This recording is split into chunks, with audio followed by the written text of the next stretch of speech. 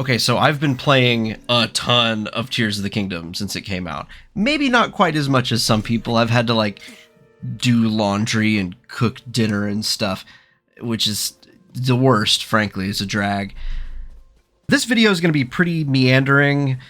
This is not like a formal like review or anything. This is just I wanted to talk about my experiences with this game. I just kind of wrote some notes out and have a bunch of clips that I'm going to be showing, some of which will pertain to what I'm talking about, some of which will not.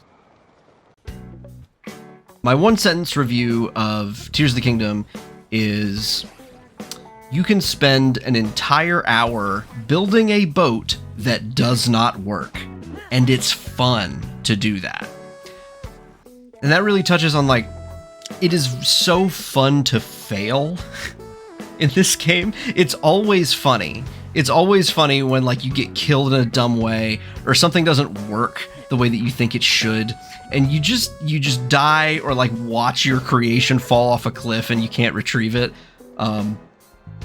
That is funny pretty much every time. I loved Breath of the Wild. I happened to be unemployed at the time when it came out, which was really fun because it meant that I had actually nothing better to do. So for those first few weeks, maybe, after that came out, I felt like I did basically nothing but play Breath of the Wild. And I wasn't sure how deep into Tears of the Kingdom I was going to get. Because in my mind, it's like, okay, well, it's just going to be more Breath of the Wild content, which is good, which is definitely good. I mean, that's the ideal, right, is more Breath of the Wild content. But I wasn't aware of how different it would feel. I intentionally kept myself from most trailer and video content that Nintendo was putting out. I find that they show too much sometimes, and I figured there was probably a reason they were so cagey with details up until like this year, basically. They wouldn't even share the title with us for so long, and they wouldn't show gameplay for forever, even though theoretically it's just Breath of the Wild again, right? So I figured there's probably a reason for that, and it might be better if I know actually nothing going in. So I basically knew nothing other than the title and that Lego cars would be somehow involved. And I think that was the moment where I was like, okay, I don't want to see anything else. I want to experience everything else as blind as I possibly can. One of my sort of first impressions, while I was still up in the sky and like the early parts going through the tutorial, was this is Skyward Sword. And what I mean by that is not just the Sky Island stuff. That's pretty obvious and pretty apparent. But no, it seems like the story is going in this direction of talking about like the origins of Hyrule in a similar sort of way to what Skyward Sword did back then. Like, so something big about Breath of the Wild is that it was basically recontextualized old Zelda stuff, right? Like, almost everything you can do in Breath of the Wild is a Zelda staple to one degree or another, but just sort of reworked and recontextualized into this new sort of open world survival gameplay format. And that was really cool, and it still is super cool what they were able to do. It sort of, I think, makes good on like the Zelda fantasy, right? Like, the best Zelda games, the best old like 3D Zeldas suggest adventure in a way that I think that Breath of the Wild really delivered on. That is super cool. It was super cool at the time, and it continues to be. But Tears of the Kingdom is, okay, so we'll take that framework that we built and actually start adding like new ideas, new concepts on top of it. Every time I like put together a little contraption to do something, I find myself saying like, man, I can't believe this is what Zelda is now. And this is not negative at all either. I realize that could sound negative. That's not what I'm saying at all. I am in awe that this is what Zelda is now. It's super, super cool. The building contraptions and like combining weapons too. Like, we don't really have like elemental arrows, and we don't really have elemental weapons anymore. You just add like a fire fruit to an arrow, and now it's a fire arrow. They brought bomb flowers back, so you don't have bomb arrows anymore. You have bomb arrows, but you don't just add them to arrows. You can now just add bomb to anything, really. If you want to add bomb to object, you probably can, and you can do super cool stuff with it. So it's not just the bespoke like contraption building. It's genuinely, you are allowed to be creative with your solutions to problems in a way that is really, really unique. A lot of people are saying like, oh man, Banjo-Kazooie, nuts and bolts, right? Like it's a funny joke to make online is to talk about the weird Banjo-Kazooie game about building Lego cars, right? That's not what this is. It's not Banjo-Kazooie nuts and bolts. That game is about like building bespoke cars that have like axles and steering, and you can kind of do that in Tears of the Kingdom. But actually what I think it's a lot more similar to is an indie game called Besiege. It's several years old now, but it's just a little puzzle game about building siege engines that are all physics-based. I think it was popular with Let's Players for a little while. But this is actually a lot more similar to Besiege than Banjo-Kazooie Nuts and Bolts, because it's all just gluing physics objects together and allowing the physics engine to kind of do what it will with those things. The creativity that it allows for puzzles is so... I mean, I keep surprising myself and being surprised by what I find out to be possible within this game's sandbox. Like, they really thought of everything. I think that the 6-year gap is definitely justified with like the amount of like weapon combinations you can make. You know, you can make funny stuff like swords, but then attaching certain things to shields can have really interesting effects. This is a really, I would say, unusual approach to a sequel. It uses the same overworld map. And obviously we have the underground and the sky as like totally new sections, but the overworld map is not entirely the same. It feels different. It almost feels like some areas have been like scaled up. Hyrule Field and that big open grassy area just past Dueling Peaks on the east, those areas just feel larger to me, like feel more vast is maybe what I should say. I don't know exactly what it is that's different, but those areas feel very different. The way that you explore the world feels very different, because in Breath of the Wild, you never had like a central home base or anything. Central Hyrule was dangerous in Breath of the Wild. So your exploration is kind of fragmented. You know, you've got the ancient research lab over in Hiteno. You've got all the 4 different like major cities. You've got Kakariko that's on the same like region of the map as Hiteno over there, but is very kind of separate and distinct from it. In Tears of the Kingdom, though, it is very centralized. You have this town in Central Hyrule that's right in front of the castle, kind of acts as like a castle town. It has a lot of your general utilities and a few NPCs that aren't anywhere else. And that means that you can spend a lot more time in Central Hyrule, but also most of your exploration, or at least most of my exploration, has been starting in Central Hyrule and branching out, rather than just making big loops around it or just kind of zigzagging around like the outskirts of the world. I've really enjoyed the experience of like checking in on like characters and locations that were in the last game, because again, it's this really interesting way of doing a sequel where you keep the basic gameplay almost entirely the same. You keep the main overworld map very similar, but time has passed. And so things have changed, like the state of the world has changed. Hyrule has begun to rebuild. And it's interesting going and like talking to these characters that have gone through these last, I would assume, couple of years.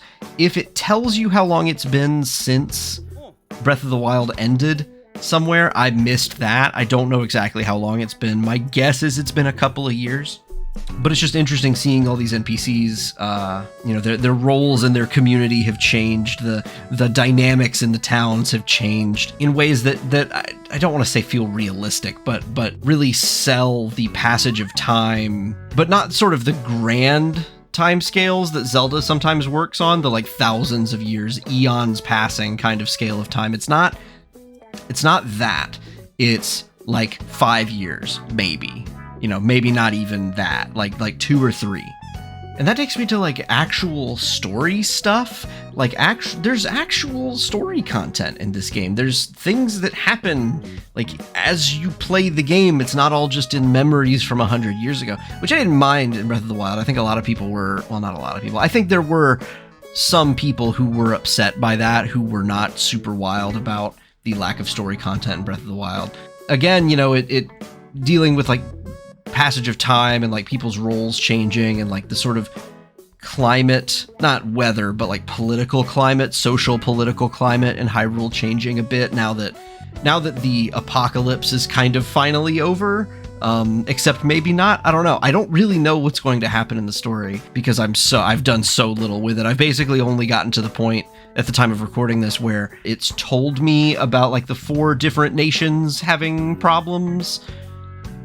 And that's it. I've kind of just been doing my own thing and doing side quests since then. And the side quests, by the way, are great. The side quests, by the way, super, super fun. Very engaging. I spent an entire, or what felt like an entire day of playing the game just doing the side story stuff in Hateno. And it was very compelling. It was really neat. And of course, you know, you get 5 minutes into it and you kind of realize where it's gonna go, but it's well done. I found myself very immersed in it, and it felt, the word I want to use is effortless. Even though most of the tasks that it asks you to do in that particular chain of side quests are just, okay, walk over here, go talk to this person. Okay, walk over here, go talk to this guy. Okay, now go look at this guy. Okay, now go grab this thing and bring it back to me. Even though it's all stuff like that, it never feels like monotonous and boring. Even though I know where this story is going, you can tell where it's going pretty easily. It's still, you know, compelling. And again, the word I use is effortless. It's just like, oh, well, what's, you know, I gotta see what's going on with this guy. I gotta know what's going on with this guy. What is this guy doing? One thing I really like about interacting with like kind of random NPCs around the world, people who like have names but maybe don't have quests associated with them or just kind of there for flavor. Most of them, if not all of them, don't really know who Link is, which at first I was like, how is that possible? You know, like if it's been a couple of years since the events of Breath of the Wild, how is it possible that they don't recognize Link? And I'm like, well, I mean, you know, there is some like mass media. People keep talking about this newspaper out near the Rito city. But I mean, it makes the world feel larger when these people are too busy living their lives to really know who Link is. Like, they all have their own stuff going on. And not just because everybody's in survival mode. It's just like the world is too big for everybody to know who Link is on sight. Like, everybody knows who Zelda is. Everybody knows who Zelda is, but basically nobody recognizes Link on sight if they're not someone who, like, if they're not a main character, essentially. Almost nobody knows who Link is. He was just like this wandering, traveling warrior dude in the last game who didn't talk much and wasn't really notable outside of the fact that he was, like, really good with the sword. Not everybody would really know that he was responsible for, like, Zelda coming back and, like, all the Guardians shutting down. Like, people probably wouldn't know that. Before I played the game at all, I was a little bit worried that the vehicles and constructing stuff would kind of overpower the more Breath of the Wild, like, peaceful walking around exploration. Breath of the Wild always felt very kind of meditative to play, and I didn't want that particular quality to be lost in a sequel that's about building cars and contraptions and stuff. That is definitely not lost. If that was a quality of Breath of the Wild that you really liked, is how kind of calming and peaceful it can be when you're just, like, riding your horse across the land. That is definitely still here. When it comes to actually building functional vehicles, you are kind of weirdly limited, or at least it feels like I am. For one, you start out with a power cell that kind of powers the things like the fans and stuff like that generate thrust and give you some real speed. The amount of power that you have at any given time is pretty limited, honestly. You can't really run too many devices off of one vehicle for very long. Steering is like a problem. You know, turning a vehicle is kind of a problem. So you're limited in, like, how long they can operate for and, like, turning them. So they're really only good for solving, like, really specific puzzles, at least at first. You know, as you get, like, more power and you can have more things on you at one time. There's a whole system for carrying these devices around with you, but it is also limited by the same resource that the amount of power you have available to you is limited by. But it's fairly limited, and that feels deliberate. You know, these are contraptions that solve one problem at a time. A horse is still the best general purpose way of getting around. That means that you'll still have those very peaceful, meditative moments in traversing the world. So yeah, that's been my experience playing Tears of the Kingdom so far. Obviously a fantastic experience, and I expect that to continue into however much time I end up putting into this. Probably as much as I put into Breath of the Wild, or more. Thanks for watching, and especially for anybody who saw the last video and stuck around, either because you subscribed or I just popped up in your feed again because you watched my last one. Yeah, I really appreciate the reception on that video. I was not expecting that at all. I expected that video to get like, I don't know, 1% of the views that it has, and to see it do as well as it did, I was like, man, I gotta get some more stuff out.